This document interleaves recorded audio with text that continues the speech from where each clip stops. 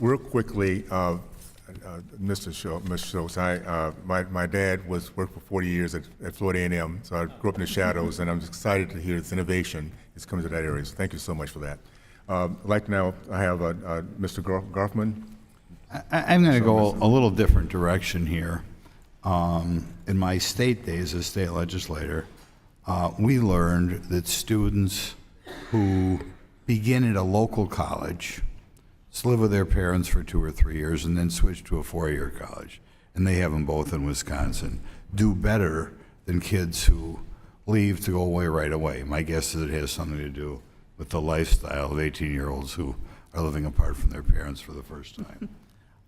Are we doing a good job out there in getting kids to, I assume most places like Wisconsin have universities that are near where someone went to high school? I mean, we have 26 public universities in Wisconsin, maybe that's high.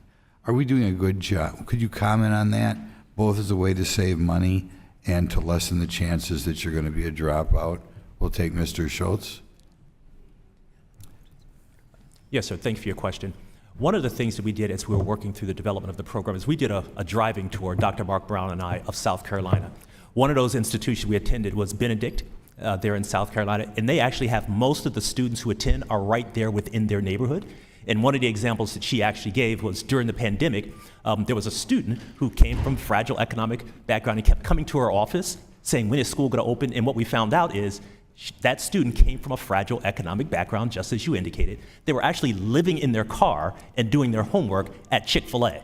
And so they went to the local school because that was the place where they could actually be in an environment that was comfortable to them and they could actually excel. And that person later graduated with an engineering degree and so forth. So there are students who actually attend locally where they are. And in that case, in the case of Benedict, that was one of the examples. I guess the point I'm trying to make is, sometimes we over-focus on kids with, economically disadvantaged and forget about the middle-class kid.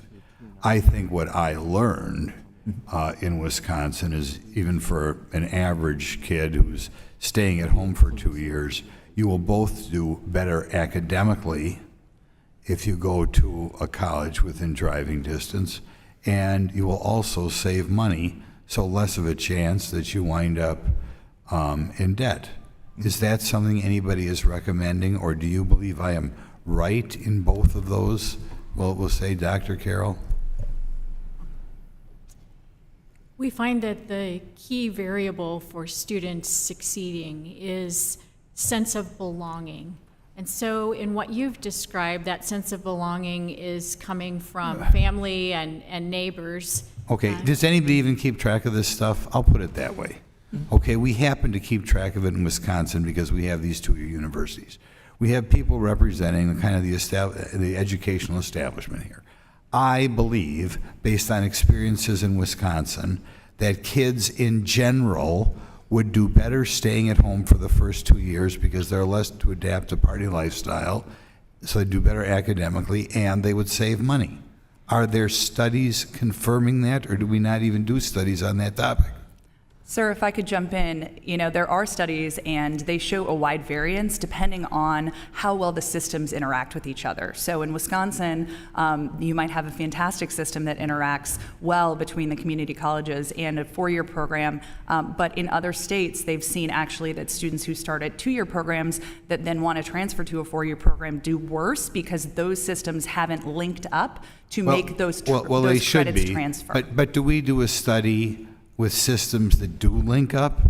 I mean, yes. I think, there's a in lot those systems, I can rattle off in my head all the public universities in Illinois. Do we do a study in which we can tell a kid and his parents that you would be better off, you might not have as much fun, but you'd be better off spending the first 2 years at the local college?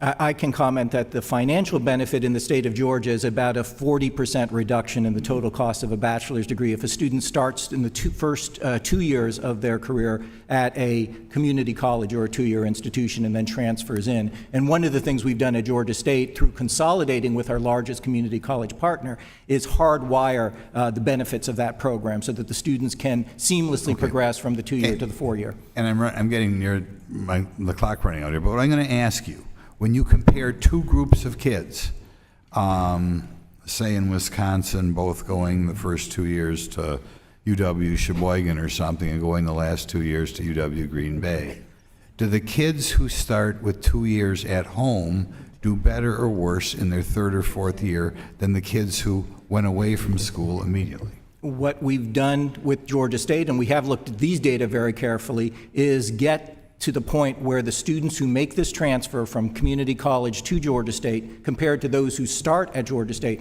are graduating at the same rates. And that's a good accomplishment, that they're equal in accomplishment, even though the cost for the students who start at the community college is about 40% less. Thank you. Well, I hope we publicize that. Thank you.